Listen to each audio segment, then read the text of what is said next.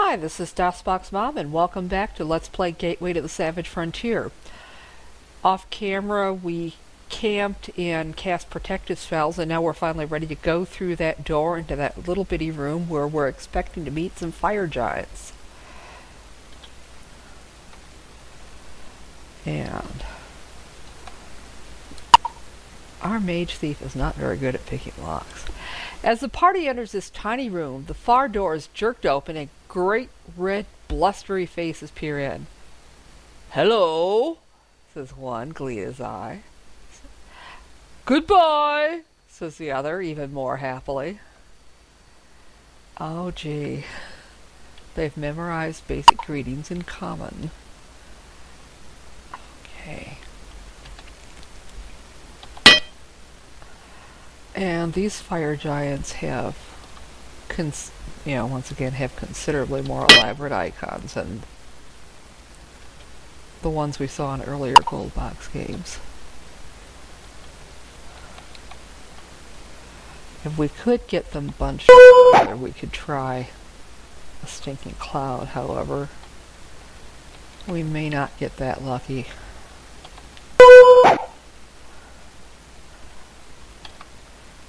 So hopefully we can just take this one out quickly. So we can get... Okay, good. He didn't try throwing his boulder, which is what I was worried about.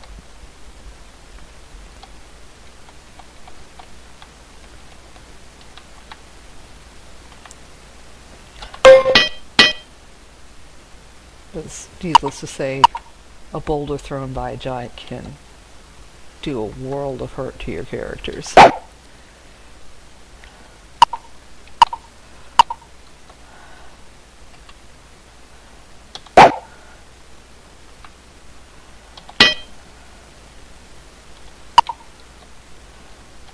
I know I could do Stinking Cloud on just one giant, but it seems a waste of time to do it on a single target.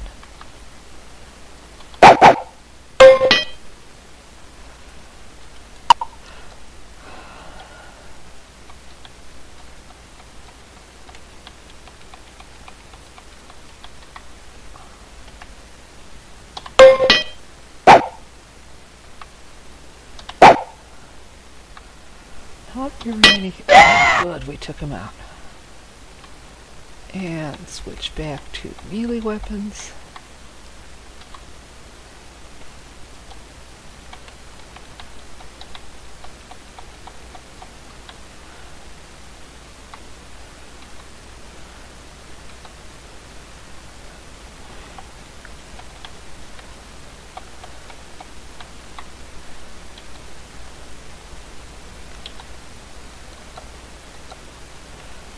Okay.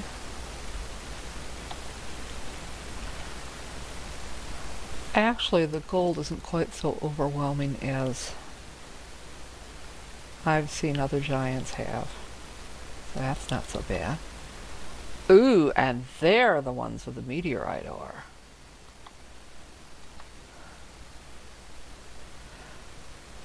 Okay.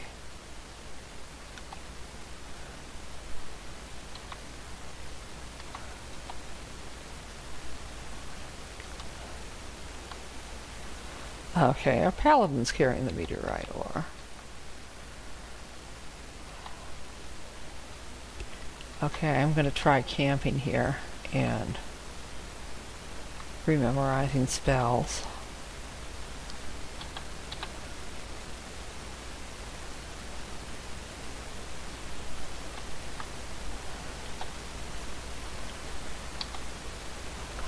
Now I think we can go out through the other door here. There is another cave south of here that has some salamanders and otyugs, but it's not something that we really need to bother with.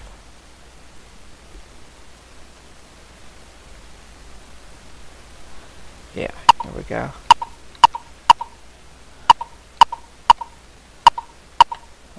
That's where And so we can basically just head back to town at this point. Okay, this time we're not able to escape the Northmen.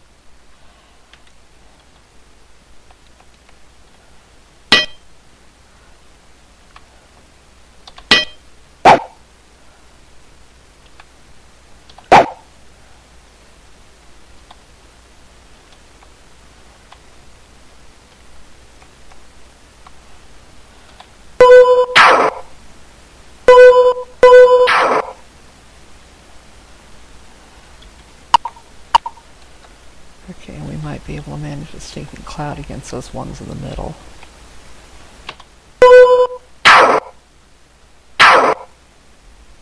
Well, we got 3 out of the 4 immobilized. And hopefully we won't have any other random encounters on the way back to town.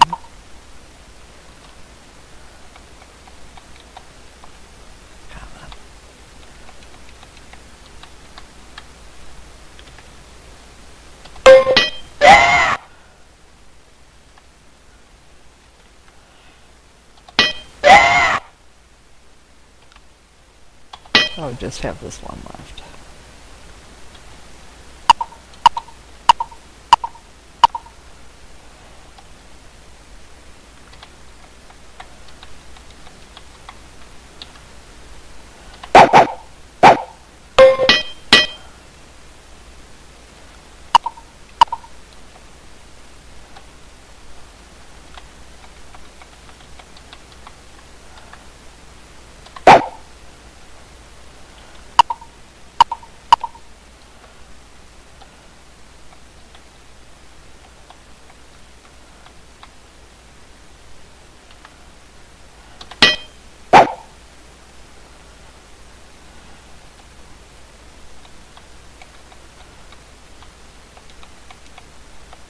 Well, hopefully when I have him switch back to his melee weapon later on, I can have him take up his magic mace. Okay.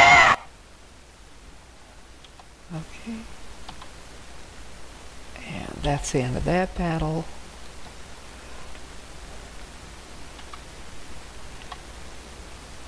And I'm not going to bother with this junk.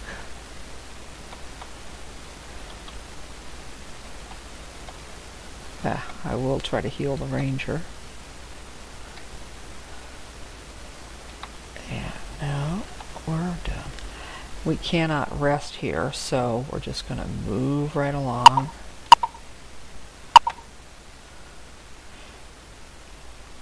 Yeah.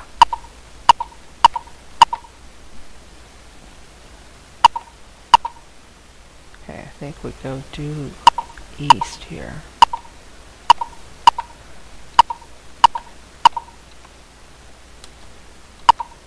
And there's the entrance back to town. I think we'll stop at the armory, and I think we just have the items that the Northmen had.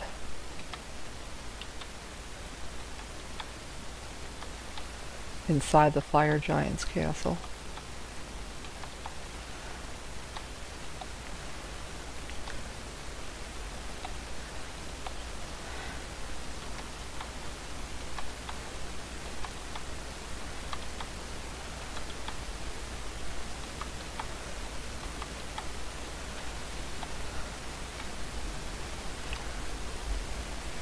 Okay, and we are not selling off that meteorite ore.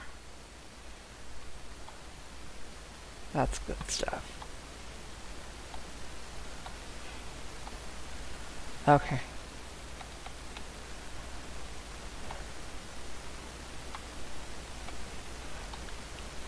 Okay, we buy him some arrows and he'll make change for the gold that we picked up off people.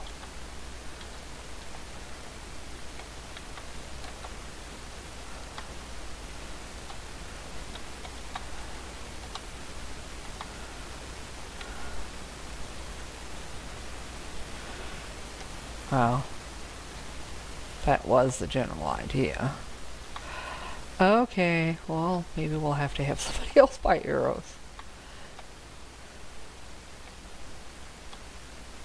Okay, we'll have Crevish buy arrows. He can always use more arrows.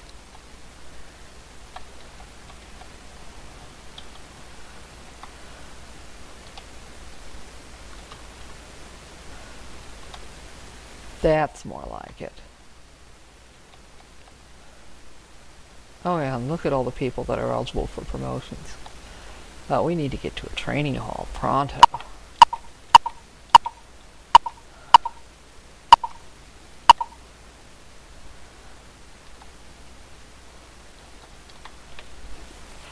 But first we're going to rest.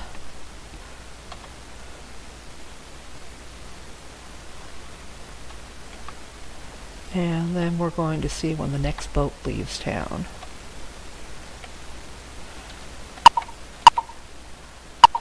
Now, 2 ships leave here every morning at 8 o'clock. One bound for Gundarlun, one bound for Liscan. Passage for your entire party to either port will cost 100 gold pieces. Go back to bed. Okay. Yes, we'll rest again. Okay. So we want to rest until just before 8. Say 5.5 hours maybe.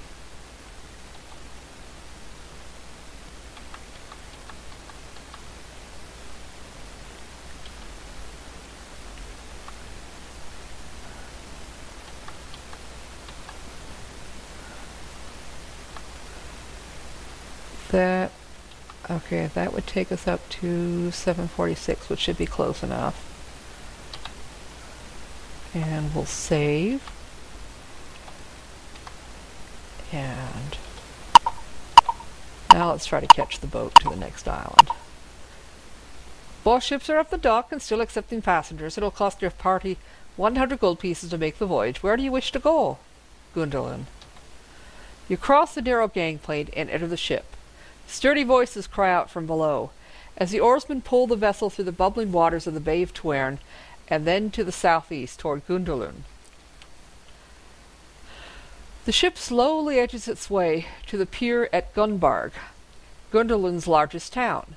A rope is thrown to a tired old man who stands precariously near the edge of the warped wooden planking, and you scramble onto shore. It feels good to walk on solid ground again. From what you saw entering the bay, Gunbarg is a major seaport. Warehouses, dry docks, and solidly built houses line the edge of an otherwise uninviting craggy isle. And so now here we are at the dock on Gundarlun, and it looks like it's dusk. And here's an inn. And there's where we would get boat fare. And let's wander around town a bit. Let's see what's here. The Sharper lineage, quality armaments and protective gear. The survivors shop here. Okay. Pirates in the streets. Okay. And what's up this way? A small store is to the east. Its sign says Tana's Merchandise Shop. Okay, and there's a door to the north, but that, I think, is blocked off. And more pirates.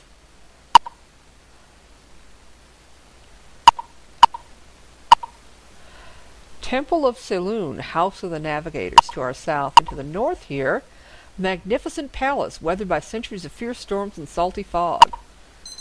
Halt! King Red Axe can see no one. He's assembled an expedition to save Princess Jagirda. In the next room, you can hear men shouting. One says, I told you, I don't know what we're going to do. Well, I guess we'll have to find the princess in the next episode. See you then.